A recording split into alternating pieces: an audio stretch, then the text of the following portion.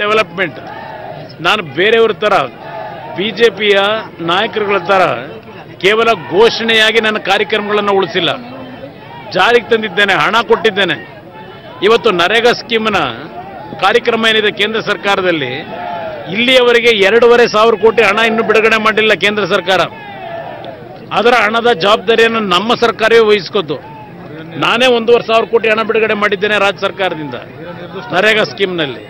ಇವತ್ತು ಯಾವುದೋ ಒಂದು ಪತ್ರಿಕೆಯಲ್ಲಿ ಹೇಳಿದ್ದಾರೆ, ದಂಡಿಯಾಗಿ ದುಡ್ಡು ಕೊಟ್ಬಿಟ್ರು ದೆಹಲಿಯಿಂದ, ಸರಿಯಾಗಿ ಕೆಲಸ ಮಾಡಲಿಲ್ಲ ಅಂತೇಳಿ.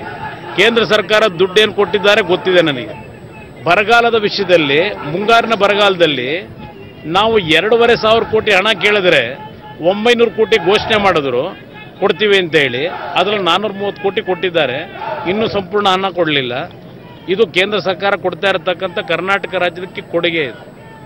ಅದರಿಂದ ಇವತ್ತು ಒಟ್ಟಾರೆ ರಾಜ್ಯದ ಅಭಿವೃದ್ಧಿಯ ದೃಷ್ಟಿಯಿಂದ ಜನಪರವಾದಂಥ ಸರ್ಕಾರವನ್ನು ದಯವಿಟ್ಟು ಮರೆಯಬೇಡಿ. ರಾಜ್ಯದ ಅಭಿವೃದ್ಧಿಗೆ, ನಾಡಿನ ಜನತೆಯ ಉಳಿವಿಗೆ ಈ ಮೈತ್ರಿ ಸರ್ಕಾರವನ್ನು ಬೆಂಬಲಿಸಿ ಅಂತಕ್ಕಂಥ ಮನವಿಯನ್ನು ಮಾಡ್ತಕ್ಕಂಥದ್ದೇ ನನ್ನ ಚುನಾವಣಾ ಪ್ರಚಾರದ ಮೇನ್ ಅಜೆಂಡಾ ಅಂತಕ್ಕಂಥ. ಮೋದಿಯವರ ಅಲೆ ಯಾವುದೇ ಕಾರಣಕ್ಕೂ ಬರ್ತಕ್ಕಂಥ ಪ್ರಶ್ನೆ ಇಲ್ಲ. ಮೋದಿಯವರ ಅಲೆ ಹಿಂದೆ ಇತ್ತು ನಿಜ, 2014ರಲ್ಲಿ. ಆ ಅಲೆ ಈಗಾಗಲೇ ಬಂದು ಬಹಳ ದೇಶದಲ್ಲಿ ದೊಡ್ಡ ಸುನಾಮಿ ಎಬ್ಬಿಸಿ ಇವತ್ತು ಈ ದೇಶದ ವ್ಯವಸ್ಥೆಯನ್ನು ಬುಡಮೇಲೆ ಮಾಡಿ ಆ ಸುನಾಮಿ ಅಲೆ ಒಟ್ಟೋಗಿದೆ. ಅದರಿಂದ ಜನತೆಗೆ ಆಗಿರ್ತಕ್ಕಂಥ ಅನುಭವಗಳೇನಿದೆ ಅದರ ಹಿನ್ನೆಲೆಯಲ್ಲಿ ಅವ್ರೇನು ಹೇಳ್ತಾರಲ್ಲ, ಬಿಜೆಪಿಯವರು ಏನು ಹೇಳಿಕೆ ಕೊಟ್ಟಿದ್ದಾರೆ, ಅಶೋಕ್ ಹೇಳಿಕೆ ನೋಡದೆ, ಯಡಿಯೂರಪ್ಪನವ್ರ ಹೇಳಿಕೆ ನೋಡದೆ, ಮೋದಿಯವರ ಅಭಿವೃದ್ಧಿ ಕಾರ್ಯಕ್ರಮದ ಮೇಲೆ ಮತ ಸಿಗುತ್ತೆ ನಮಗೆ ಅಂತಾರೆ. ಇವ್ರ ದುಡಿಮೆ ಮೇಲೆ ಏನಿಲ್ಲ ಅಲ್ಲಿಗೆ ಅಂತ ಆಯ್ತು. ಮೋದಿಯವರ ಹೆಸರಿನಲ್ಲಿ ಮತ ಕೇಳಬೇಕು ಅವರು, ನಾವು ಕೇಳೋದು ಅಭಿವೃದ್ಧಿಯ ಹೆಸರಿನಲ್ಲಿ.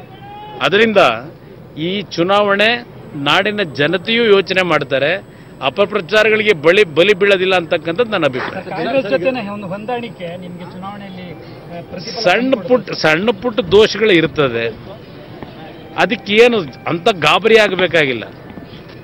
ಇವತ್ತು ಎಲ್ಲಿ ಯಾವ ಕ್ಷೇತ್ರದಲ್ಲಿ ಸಣ್ಣ ಪುಟ್ಟ ಭಿನ್ನಾಭಿಪ್ರಾಯಗಳಿದ್ದಾವೆ ಅದನ್ನು ಯಾವ ರೀತಿ ಸರಿಪಡಿಸ್ಕೊಂಡು ಮತದಾರನ ನಾವು ವಿಶ್ವಾಸಕ್ಕೆ ತೆಗೆದುಕೋಬೇಕು. ಅದರಲ್ಲಿ ಎರಡೂ ಪಕ್ಷದ ನಾಯಕರುಗಳು ನಾವು ಸಮರ್ಥವಾಗಿದ್ದೇವೆ.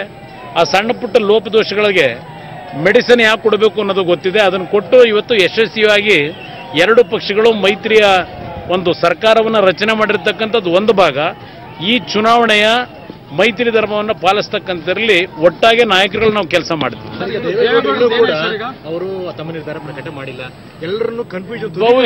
ಬಹುಶಃ ಏನು ಯಾವುದೇ ರೀತಿಯ ಕನ್ಫ್ಯೂಷನ್ ಇಲ್ಲ. ಇಂದು ಸಂಜೆ ಇಲ್ಲ ನಾಳೆ ಮಧ್ಯಾಹ್ನದ ಒಳಗೆ ತೀರ್ಮಾನವನ್ನು ಕೊಡ್ತೀವಿ. ನಿಲ್ಲಬೇಕು ಅಂತಕ್ಕಂಥದ್ದು ಸಾರ್ವಜನಿಕವಾಗಿ ಎರಡೂ ಪಕ್ಷಗಳ ನಾಯಕರಲ್ಲೂ ಒತ್ತಡ ಇದೆ, ನಿಲ್ಲೇಬೇಕು ಅಂತ ಹೇಳಿ. ಕೆಲವರು ಬೆಂಗಳೂರು ಉತ್ತರ ಕ್ಷೇತ್ರದಿಂದ ನೀವು ನಿಲ್ಲೇಬೇಕು, ಅಲ್ಲಿಂದ ನೀವು ನಿಲ್ಲೋದ್ರಿಂದ ಬೆಂಗಳೂರು ನಗರದಲ್ಲೂ ನಮಗೆ ಬೇರೆ ಕ್ಷೇತ್ರಗಳ ಮೇಲೂ ಅನುಕೂಲಗಳಾಗ್ತದೆ.